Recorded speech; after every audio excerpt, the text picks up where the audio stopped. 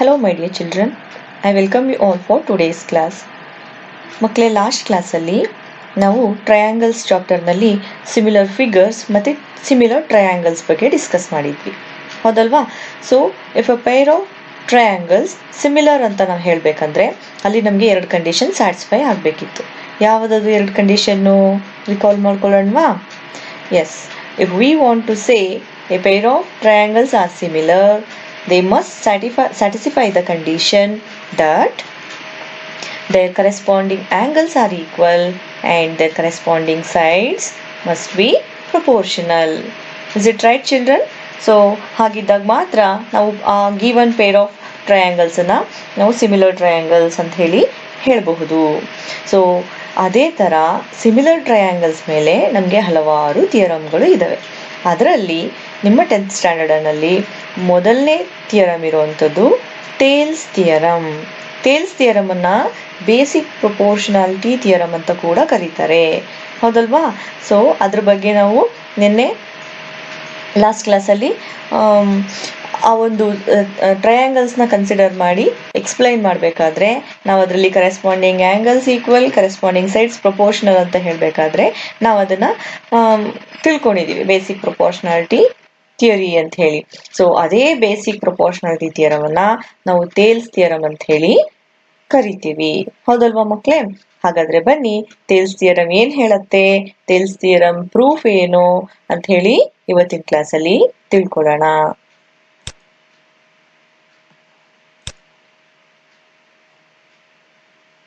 Tiles theorem, basic proportionality theorem, both are same. ಮೊದಲಿಗೆ ನಾವು tiles ಥಿಯರಮ್ನ state ಮಾಡೋಣ, ಅದರ ಸ್ಟೇಟ್ಮೆಂಟ್ ಏನಿದೆ ಅಂತ ಹೇಳಿ ನೋಡೋಣ. ಸೊ ನಿಮ್ಮ ಟೆಕ್ಸ್ಟ್ ಬುಕ್ ನಲ್ಲಿ ಟೇಲ್ಸ್ ಥಿಯರಮ್ನ ಥಿಯರಮ್ 2.1 ಅಂತ ಹೇಳಿ ಕೊಟ್ಟಿದ್ದಾರೆ, ಹೌದಲ್ವಾ. ಹಾಗಾಗಿ ನಾನು ಅದನ್ನ ಥಿಯರಮ್ 2.1 ಅಂತಾನೆ ಮೆನ್ಷನ್ ಮಾಡಿದ್ದೀನಿ. ಓಕೆ, ಸೊ ಅದರ ಸ್ಟೇಟ್ಮೆಂಟ್ ಅನ್ನು ನೋಡೋಣ ಮಕ್ಕಳೇ. If A line is drawn parallel to one side of a triangle to intersect the other two sides in distinct points, the other two sides are divided in the same ratio. Okay, ಒಂದು triangle ನಲ್ಲಿ ಒಂದು ಸೈಡಿಗೆ ನಾವು ಒಂದು parallel line ನ draw ಮಾಡಿ ಆ parallel line ಉಳಿದಿರುವಂತಹ ಎರಡು ಸೈಡ್ ಮೇಲೆ ಎರಡು ಬೇರೆ ಬೇರೆ ಪಾಯಿಂಟ್ ಗಳಲ್ಲಿ ಮೀಟ್ ಆಗಕ್ ಬಿಟ್ರೆ ಆ ಒಂದು ಪ್ಯಾರಲಲ್ ಲೈನ್ ಎಂಡ್ ಪಾಯಿಂಟ್ಸ್ ಆ ಎರಡು ಡಿಸ್ಟಿಂಕ್ಟ್ ಪಾಯಿಂಟ್ ನಲ್ಲಿ ಏನು ಮೀಟ್ ಆಗುತ್ತೋ ಆ ಮೀಟಿಂಗ್ ಪಾಯಿಂಟ್ ಅಲ್ಲಿ ನಾವು ಮೆಜರ್ ಮಾಡಿದ್ರೆ ಅಂದ್ರೆ ಆ ಎರಡು ಸೈಡ್ ಅನ್ನ ಒಂದು ಸೇಮ್ ರೇಷ್ಯೂನಲ್ಲಿ ಅದೇನ್ ಮಾಡತ್ತಪ್ಪ ಅಂತಂದ್ರೆ ಡಿವೈಡ್ ಮಾಡುತ್ತೆ, ಹೌದಲ್ವಾ ಮಕ್ಕಳೇ. ಸೊ ಈ ಒಂದು ಥಿಯರಮ್ ಅನ್ನ ನಾವು ಇವತ್ತಿನ ಕ್ಲಾಸ್ ಅಲ್ಲಿ ತಿಳ್ಕೊಳ್ಳೋಣ. So I will repeat again the statement. If a line is drawn parallel to one side of a triangle to intersect the other two sides in distinct points, the other two sides are divided in the same ratio. Okay, so ನಾವು ಇದಕ್ಕೆ figure ಅನ್ನು ನೋಡೋಣ ಮಕ್ಕಳೇ. So any triangle, ಯಾವುದೇ triangle ನಾವು consider ಮಾಡೋಣ. So let us consider A triangle ABC. ಈಗ ನಾವು ಬಿ ಸಿ ಸೈಡಿಗೆ ಒಂದು ಲೈನ್ ಅನ್ನ ಡ್ರಾ ಮಾಡೋಣ. ಸೊ ಅದು ಪ್ಯಾರಲಲ್ ಆಗಿರೋ ತರ ಡ್ರಾ ಮಾಡೋಣ, ಓಕೆನಾ. ಸೊ ಆ ಎರಡು ಪಾಯಿಂಟ್ಸ್ ಏನಿದಾವೆ ಆ ಒಂದು ಲೈನಿನ ಎಂಡ್ ಪಾಯಿಂಟ್ಸ್ ಎ ಬಿ ಮತ್ತೆ ಎ ಸಿ ನ ಮೀಟ್ ಆಗಕ್ ಬಿಡೋಣ. So on the side A B it touches at D and on the side AC it touches at E. Now DE is parallel to BC, ಹೌದಲ್ವಾ. So D ನ ನಾವು parallel ಗೆ BC ಆಗಿ D ನ ನಾವು BC ಗೆ parallel ಆಗಿ draw ಮಾಡಿದೀವಿ, ಹೌದಲ್ವಾ ಮಕ್ಕಳೇ. ಸೊ ಹಾಗಾದ್ರೆ ಗಿವನ್ ಏನು ನೋಡೋಣ. ಸೊ ನಿಮ್ಗೆ ಆಲ್ರೆಡಿ ಹೇಳ್ದಂಗೆ ನಾವು ಸ್ಟೇಟ್ಮೆಂಟ್ ಅಲ್ಲೇ ನಮ್ಗೆ ಗಿವನ್ ಮತ್ತೆ ಟು ಪ್ರೂವ್ ಎರಡೂ ಇರುತ್ತೆ, ಹೌದಲ್ವಾ ಮಕ್ಕಳೇ. ಫಸ್ಟ್ ಹಾಫ್ ಗಿವನ್ ಆದ್ರೆ ಸೆಕೆಂಡ್ ಹಾಫ್ ಅದರ ಟು ಪ್ರೂವ್ ಆಗಿರತ್ತೆ, ಹೌದಲ್ವಾ. ನಾವೇನನ್ನ ಪ್ರೂವ್ ಮಾಡ್ಬೇಕೋ ಅದು ಆಗಿರತ್ತೆ. ಸೊ ಗಿವನ್ ನೋಡೋಣ ಮಕ್ಕಳೇ. A B C is a triangle, ಹೌದಲ್ವಾ. ನೋಡಿ ಎ ಬಿ ಸಿ ಒಂದು triangle in which a line parallel to the side BC intersects other two sides AB and AC at D and E respectively. So DE line ಅನ್ನ ನಾವು B C ಗೆ parallel ಆಗಿ draw ಮಾಡಿದೀವಿ. ಮತ್ತೆ ಇನ್ನು ಉಳಿದಿರುವಂತಹ ಎರಡು side ಅನ್ನ ಎಲ್ಲಿ ಹೋಗಿ ಅದು ಟಚ್ ಮಾಡ್ತಾ ಇದೆ ಅಂತಂದ್ರೆ, ಸೊ ಪಾಯಿಂಟ್ ಡಿ ನಲ್ಲಿ ಮತ್ತೆ ಪಾಯಿಂಟ್ ಇ ನಲ್ಲಿ. ಹೌದಲ್ವಾ ಮಕ್ಳೇ? ಸೊ ಇದಿಷ್ಟು ಗಿವನ್. ಟು ಪ್ರೂವ್ ನಾವೇನಂತ ಪ್ರೂವ್ ಮಾಡ್ಬೇಕು? ಸೊ ಈ ಎರಡು ಡಿಸ್ಟಿಂಕ್ಟ್ ಪಾಯಿಂಟ್ ಅಲ್ಲಿ ಏನು ಈ ಲೈನ್ ಹೋಗಿ ಇಂಟರ್ಸೆಕ್ಟ್ ಆಗಿದೆಯೋ ಇದು ನಮಗೆ ಈ ಈ ಎ ಬಿ ಮತ್ತೆ ಎ ಸಿ ಸೈಡ್ ಅನ್ನ ಸೇಮ್ ರೇಷ್ಯೂನಲ್ಲಿ, ಈಕ್ವಲ್ ರೇಷ್ಯೂನಲ್ಲಿ ಕಟ್ ಮಾಡತ್ತೆ ಅಂತ ಹೇಳಿ ನಾವು ಡಿವೈಡ್ ಮಾಡುತ್ತೆ ಅಂತ ಹೇಳಿ ಪ್ರೂವ್ ಮಾಡಬೇಕು. That means A D divided by D B and A E divided by E C. ಯಾವ್ದದು ಎರಡು ಸೈಡು ನೋಡಿ, A D divided by B D and A E divided by E C. ಅರ್ಥ ಆಯ್ತಾ ನಾವೇನನ್ನ prove ಮಾಡ್ಬೇಕು ಅಂತ? Okay, so ನಮಗೆ ಅನುಕೂಲ ಆಗೋ ತರ ನಾವು ಕನ್ಸ್ಟ್ರಕ್ಷನ್ ಮಾಡ್ಕೊಳ್ಳೋಣ. ಹೌದಲ್ಲ? ಸೊ ಕನ್ಸ್ಟ್ರಕ್ಷನ್ ಏನ್ ಮಾಡ್ಕೊಳ್ಳೋಣ? So let us join BE and C D. BE ಮತ್ತೆ ಸಿ ಡಿ ಅನ್ನ ನಾವು ಜಾಯಿನ್ ಮಾಡ್ಕೊಳ್ಳೋಣ.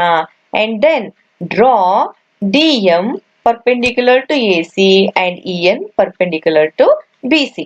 ನಾವು ಫಸ್ಟ್ಲಿ ನಾವು ಸಿ ಡಿ ನ ಜಾಯಿನ್ ಮಾಡ್ಕೊಳ್ಳೋಣ, ಮತ್ತೆ ಬಿಇ ಅನ್ನ ಜಾಯಿನ್ ಮಾಡ್ಕೊಳ್ಳೋಣ. ಓಕೆನಾ? ಜೊತೆಗೆ ಇಲ್ಲಿ ನೋಡಿ, ಇಲ್ಲೊಂದು ಟ್ರಯಾಂಗಲ್ ಇದೆ, ಟ್ರಯಾಂಗಲ್ ಎ ಡಿ ಇ. ಹೌದಲ್ಲ? ಡಿಇ ಲೈನ್ ಅನ್ನ ಡ್ರಾ ಮಾಡಿದಾಗ ಎ ಬಿ ಸಿ ಟ್ರಯಾಂಗಲ್ ಅನ್ನ ಅದು ಏನ್ ಮಾಡ್ತಾ ಇದೆ? ಇಂಟರ್ಸೆಕ್ಟ್ ಮಾಡ್ತಾ ಇದೆ at the point D and E. So DE line ಅನ್ನ ಡ್ರಾ ಮಾಡಿದಾಗ ನಮ್ಗೆ ಇನ್ನೊಂದು ಟ್ರಯಾಂಗಲ್ ಸಿಗುತ್ತೆ, ಎ ಡಿ ಇ. ಈಗ ನಾವು ಪಾಯಿಂಟ್ ಡಿ ಇಂದ ಎ ಇ ಸೈಡ್ಗೆ ಒಂದು ಪರ್ಪೆಂಡಿಕ್ಯುಲರ್ ಲೈನ್ ಅನ್ನ ಡ್ರಾ ಮಾಡೋಣ. ಅದೇ ತರ ಪಾಯಿಂಟ್ ಇ ಇಂದ ಎ ಡಿ ಈ ಸೈಡ್ಗೆ ಒಂದು ಪರ್ಪೆಂಡಿಕ್ಯುಲರ್ ಲೈನ್ ಅನ್ನ ಡ್ರಾ ಮಾಡೋಣ. ಸೊ ಡಿ ಇಂದ ಡ್ರಾ ಮಾಡಿರುವಂತಹ ಲೈನ್ ಎ ಇ ಲೈನ್ ಅನ್ನ ಪಾಯಿಂಟ್ ಎಂ ಅಲ್ಲಿ ಮೀಟ್ ಮಾಡ್ತಾ ಇದೆ. ಅದೇ ತರ ಇ ಇಂದ ಡ್ರಾ ಮಾಡಿರುವಂತಹ perpendicular line A D side ಅನ್ನ ಪಾಯಿಂಟ್ ಎನ್ ನಲ್ಲಿ ಮೀಟ್ ಮಾಡುತ್ತೆ. ಅರ್ಥ ಆಯ್ತಾ? ಸೊ ಇದು ನಮ್ಮ ಕನ್ಸ್ಟ್ರಕ್ಷನ್. ಸೊ ಇದನ್ನ ನಾವು ನಮ್ಮ ಪ್ರೂಫಿಗೆ ಹೆಲ್ಪ್ ಆಗ್ಲಿ ಅಂತ ಹೇಳಿ ಡ್ರಾ ಮಾಡ್ಕೊಂಡಿದೀವಿ. ಓಕೆನಾ? ಸೊ ನೆಕ್ಸ್ಟ್, ಸೊ ನಾವು ಪ್ರೂವ್ ಮಾಡ್ತಾ ಹೋಗೋಣ. ಅದಕ್ಕೂ ಮುಂಚೆ ನಾವು ಏರಿಯಾ ಆಫ್ ಟ್ರಯಾಂಗಲ್ ಫಾರ್ಮುಲಾನ ಜ್ಞಾಪಿಸ್ಕೊಳ್ಳೋಣ ಮಕ್ಕಳೇ. ಸೊ ಅದನ್ನ ನಾವು ಆಲ್ರೆಡಿ ಪ್ರೀವಿಯಸ್ ಕ್ಲಾಸಸ್ ಅಲ್ಲಿ ಕಲ್ತ್ಕೊಂಡಿದೀವಿ. So the formula to find the area of triangle is half into base into height. ಹೌದಲ್ವಾ ಮಕ್ಕಳೇ? Half into base into height. So ಈ ಒಂದು ಫಾರ್ಮುಲಾನ ನಾವು ಇವತ್ತು ಯೂಸ್ ಮಾಡ್ಕೊಳ್ಳೋಣ ಟೇಲ್ಸ್ ಥಿಯರಂ ಪ್ರೂವ್ ಮಾಡೋದಕ್ಕೆ. ಓಕೆನಾ? So let us start the proof. ಮೊದಲು ನಾವು area of A D E consider ಮಾಡೋಣ. ಟ್ರಯಾಂಗಲ್ ಎ ಡಿ ಇ, ಈ ಒಂದು ಟ್ರಯಾಂಗಲ್ ನ ಕನ್ಸಿಡರ್ ಮಾಡಿದ್ರೆ area of A D E ನಾವು ತಗೊಳ್ಳೋಣ. ಮೊದಲು ಇ ಎನ್ ಇದನ್ನ ನಾವು ಹೈಟ್ ಅಂತ ಕನ್ಸಿಡರ್ ಮಾಡೋಣ. ಎ ಡಿ ಸೈಡ್ ಅನ್ನ ಬೇಸ್ ಅಂತ ಕನ್ಸಿಡರ್ ಮಾಡೋಣ. ಸೊ ಅದನ್ನ ಕನ್ಸಿಡರ್ ಮಾಡಿದ್ರೆ half into base into height ಈ ಒಂದು ಫಾರ್ಮುಲಾಗೆ ಅಪ್ಲೈ ಮಾಡೋಣ ಮಕ್ಕಳೇ. ಹಾಫ್ ಅಲ್ಲೇ ಇರುತ್ತೆ. ಎ ಡಿ ಏನಿಲ್ಲಿ ಬೇಸ್ ಆಗಿ ಟ್ರೀಟ್ ಮಾಡ್ತಾ ಇದ್ದೀವಿ. ಅದೇ ತರ ಇಂಟು ಇ ಎನ್ ಅನ್ನ ನಾವು perpendicular height of the triangle A D E ಅಂತ ಟ್ರೀಟ್ ಮಾಡ್ತಿದೀವಿ. And let us call this equation as equation 1. Okay, so next, triangle BDE. Triangle BDE. ಈ ಟ್ರಯಾಂಗಲ್ ನ ಕನ್ಸಿಡರ್ ಮಾಡೋಣ. ಓಕೆನಾ? ಟ್ರಯಾಂಗಲ್ BDE ಈ triangle consider ಮಾಡೋಣ. ಇದನ್ನ ನಾವು ಕನ್ಸಿಡರ್ ಮಾಡಿದ್ರೆ ನೋಡಿ, ಇದೊಂದು ಅಬ್ಟ್ಯೂಸ್ ಆಂಗಲ್ ಟ್ರಯಾಂಗಲ್. ಹೌದಲ್ವಾ? ಟ್ರಯಾಂಗಲ್ ಬಿಇಇ ನಾವು ಕನ್ಸಿಡರ್ ಮಾಡೋದಾದ್ರೆ ಇದೊಂದು ಅಬ್ಟ್ಯೂಸ್ ಆಂಗಲ್ ಟ್ರಯಾಂಗಲ್ ಆಗುತ್ತೆ. ಹೌದಲ್ವಾ? ಇಲ್ಲಿ angle D is obtuse. So obtuse angle ಟ್ರಯಾಂಗಲ್ಗೆ ನಾವು ಏರಿಯಾ ಕಂಡುಹಿಡಿಬೇಕು ಅಂತಂದ್ರೆ ಅದರ ಪರ್ಪೆಂಡಿಕ್ಯುಲರ್ ಹೈಟ್ ನ ನಾವು outside the triangle draw ಮಾಡ್ಕೋಬೇಕಾಗತ್ತೆ. ಹಾಗಾದ್ರೆ ಈ ಟ್ರಯಾಂಗಲ್ ಬಿಡಿಇಗೆ ಇ ಅನ್ನು ಪರ್ಪೆಂಡಿಕ್ಯುಲರ್ ಹೈಟ್ ಆಗತ್ತೆ. ಅಂದ್ರೆ ಬಿಡಿ ಸೈಡ್ ಅನ್ನ ನಾವು ಎಕ್ಸ್ಟೆಂಡ್ ಮಾಡ್ಕೊಂಡಿದೀವಿ. ಸೊ ಅದರ ಪರ್ಪೆಂಡಿಕ್ಯುಲರ್ ಹೈಟ್ ಡ್ರಾ ಮಾಡೋದಕ್ಕೋಸ್ಕರ ನಾವು ಎನ್ ವರೆಗೆ ಎಕ್ಸ್ಟೆಂಡ್ ಮಾಡ್ಕೊಂಡಿದೀವಿ. ಸೊ ಇ ಅನ್ನ ಜಾಯಿನ್ ಮಾಡಿದ್ರೆ ಟ್ರಯಾಂಗಲ್ BDE ಗೆ ಅದು ಪರ್ಪೆಂಡಿಕ್ಯುಲರ್ ಹೈಟ್ ಆಗುತ್ತೆ. Therefore, the height of this triangle BDE is EN and the base of this triangle is BD ಅಥವಾ DB. ಓಕೆನಾ? ಸೊ ಹಾಗಾದ್ರೆ half into base into height ಈ ಫಾರ್ಮುಲಾಗ ನಾವು ಅಪ್ಲೈ ಮಾಡೋದಾದ್ರೆ half into base DB into height EN ಆಗುತ್ತೆ. So this equation becomes area of BDE is equal to half into DB into EN. So ಇದನ್ನ ನಾವು equation 2 ಅಂತ ಕರೆಯೋಣ ಮಕ್ಕಳೇ. ಸೊ ನೆಕ್ಸ್ಟ್ ಅದೇ ತರ ಇವಾಗ ನಾವು EN ಅನ್ನ ಹೈಟ್ ಅಂತ ಪರ್ಪೆಂಡಿಕ್ಯುಲರ್ ಹೈಟ್ ಅಂತ ಕನ್ಸಿಡರ್ ಮಾಡಿದೀವಿ ಅಲ್ವಾ. ಈ ಒಂದು ಟ್ರಯಾಂಗಲ್ ADE ಗೆ ಇನ್ನೊಂದು ಪರ್ಪೆಂಡಿಕ್ಯುಲರ್ ಹೈಟ್ ಇದೆ. ಪಾಯಿಂಟ್ D ಇಂದ M ಗೆ ನಾವು ಲೈನ್ ಅನ್ನ ಡ್ರಾ ಮಾಡಿದೀವಿ. ಇದು ಕೂಡ ಪರ್ಪೆಂಡಿಕ್ಯುಲರ್ ಹೈಟ್. ಈಗ ನಾವೇನ್ ಮಾಡೋಣ, AE ಸೈಡ್ ನ ಬೇಸ್ ಅಂತ ಟ್ರೀಟ್ ಮಾಡೋಣ, DM ಸೈಡ್ ಅನ್ನ ಹೈಟ್ ಅಂತ ಟ್ರೀಟ್ ಮಾಡೋಣ. ಹಾಗಾದ್ರೆ area of triangle ADE is equal to half into AE into DM. AE base, DM ಅದರ ಪರ್ಪೆಂಡಿಕ್ಯುಲರ್ ಹೈಟ್. ಓಕೆನಾ? ಸೊ ಇದನ್ನ ನಾವು ಈಕ್ವೇಶನ್ 3 ಅಂತ ತಗೊಳ್ಳೋಣ.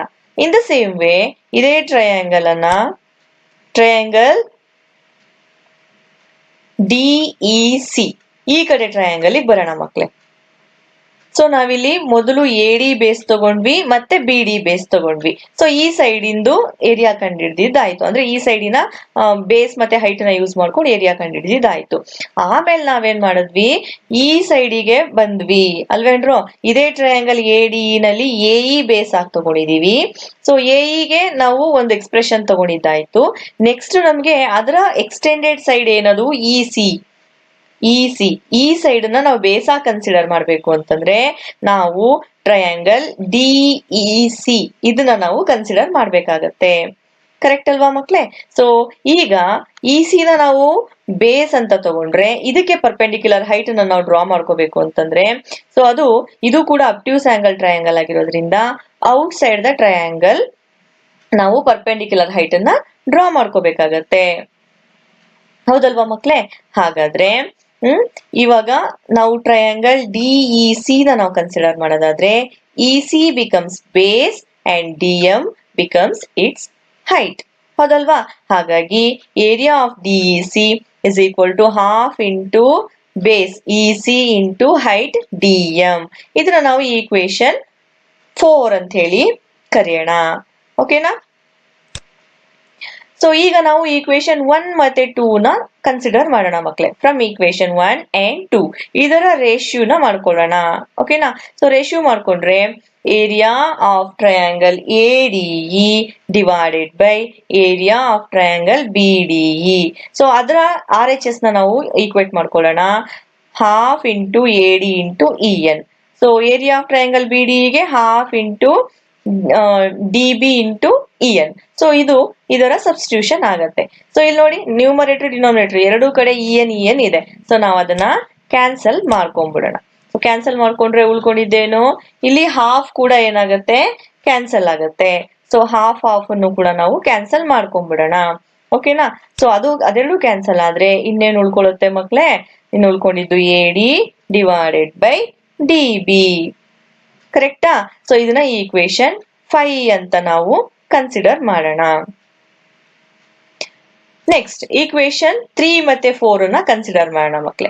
ಸೊ ಇದೇ ತರ ನಾವು ಈ ಈಕ್ವೇಶನ್ ಅನ್ನು ಕೂಡ ಸಿಂಪ್ಲಿಫೈ ಮಾಡ್ಕೊಳ್ಳೋಣ.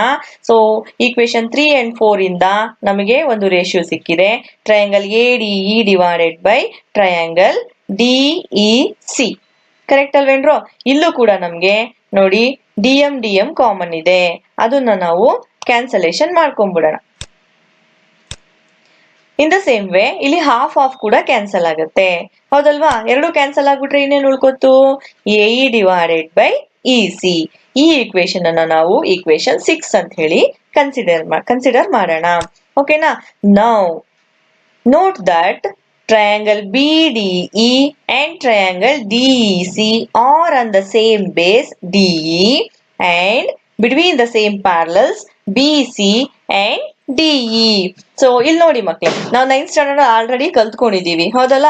So triangle and parallelogram same base ಮತ್ತೆ ಬಿಟ್ವೀನ್ ಸೇಮ್ ಪ್ಯಾರಲಲ್ಸ್ ಮಧ್ಯೆ ಇದ್ರೆ ಅವುಗಳ ಏರಿಯಾ ಏನಾಗಿರುತ್ತೆ, ಈಕ್ವಲ್ ಆಗಿರುತ್ತೆ. ಹೌದಲ್ವಾ? ಸೊ ನೋಡಿ ಇಲ್ಲಿ ಡಿಇ ಮತ್ತೆ ಬಿ ಸಿ ಮಧ್ಯೆ ಇರುವಂತಹ ಎರಡು ಟ್ರಯಾಂಗಲ್ ಅನ್ನ ನಾವು ಕನ್ಸಿಡರ್ ಮಾಡೋಣ. ಯಾವ್ಯಾವ್ದದು? D E B and D E C.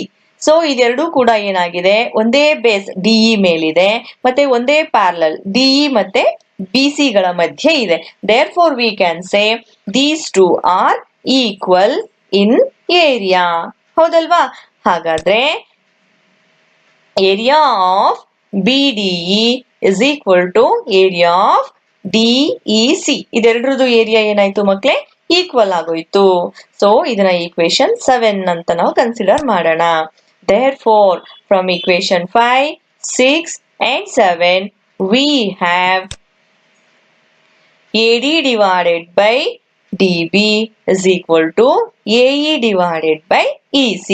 ಈ ಎರಡೂ ಈಕ್ವೇಶನ್ ನಾವು ಈಕ್ವೇಟ್ ಮಾಡಿದ್ರೆ, ಸೊ ಜೊತೆಗೆ ನಾವು ಪ್ರೀವಿಯಸ್ ನಾಲೆಡ್ಜ್ ಪ್ರಕಾರ ಇವೆರಡು ಏರಿಯಾ ಈಕ್ವಲ್ ಅಂತ ಕನ್ಸಿಡರ್ ಮಾಡಾದ್ಮೇಲೆ, ಸೊ ಇದೆರಡು ಈಕ್ವಲ್ ಅಂತಂದ್ಮೇಲೆ ಏನಾಗುತ್ತೆ ಮಕ್ಳೇ, ಸೊ ಅದೆರಡನ್ನು ಕೂಡ ನಾವು ಈಕ್ವೇಟ್ ಮಾಡ್ಕೋಬಹುದು. ಮಾಡ್ಕೊಂಡ್ರೆ ಈ ಎರಡು ಈಕ್ವೇಶನ್ ಏನಾಗುತ್ತೆ, ಈಕ್ವಲ್ ಟು ಒನ್ ಅನದರ್ ಆಗತ್ತೆ. Therefore AD divided by DE is equal to AE divided by EC. So ಇದನ್ನೇ ನಾವು ಪ್ರೂವ್ ಮಾಡ್ಬೇಕಾಗಿರೋದು. ಹೌದಲ್ವಾ? ಸೊ ಹಾಗಾದ್ರೆ ನಾವೇನ್ ಹೇಳ್ಬೋದು, ಎಡಿ ಮತ್ತೆ ಡಿಬಿ ಇವುಗಳ ರೇಷ್ಯೂ ಏನಾಗಿರುತ್ತೆ, ಎಇ ಮತ್ತೆ ಇಸಿ ಈ ರೇಷ್ಯೂಗೆ ಈಕ್ವಲ್ ಆಗಿರುತ್ತೆ. And these two sides are in proportion ಅಂತ ನಾವು ಹೇಳ್ಬೋದು. Hence the theorem is proved. ಅರ್ಥ ಆಯ್ತಾ ಮಕ್ಳೇ? ಸೊ ಈ ಥಿಯರಮ್ ಅನ್ನ ನೀವು 2-3 ಸಲ ಬರೀರಿ, ಅರ್ಥ ಮಾಡ್ಕೊಂಡು ಫಿಗರ್ ನೋಡ್ಕೊಂಡು ನೀವು ಪ್ರಾಕ್ಟೀಸ್ ಮಾಡಿ ಮಕ್ಳೇ. ಸೊ ನಾನು ನಿಮ್ಗೆ ಆಲ್ರೆಡಿ ಹೇಳಿದೀನಿ, ಯಾವುದೇ ಥಿಯರಮ್ ನ ಪ್ರೂವ್ ಮಾಡ್ಬೇಕು ಅಂತಂದ್ರೆ ಅದಕ್ಕೆ ಥಿಯರಮ್ ತುಂಬಾ ಈ ಒಂದು ಫಿಗರ್ ತುಂಬಾ ಇಂಪಾರ್ಟೆಂಟ್ ಆಗತ್ತೆ. ಹೌದಲ್ವಾ? ಸೊ ಫಿಗರ್ ಅನ್ನ ನೋಡ್ಕೊಂಡು ನಾವು ಈಸಿಯಾಗಿ ಎಲ್ಲಾ ಸ್ಟೆಪ್ಸ್ ನಾವು ಸಾಲ್ವ್ ಮಾಡ್ತಾ ಹೋಗ್ಬೋದು.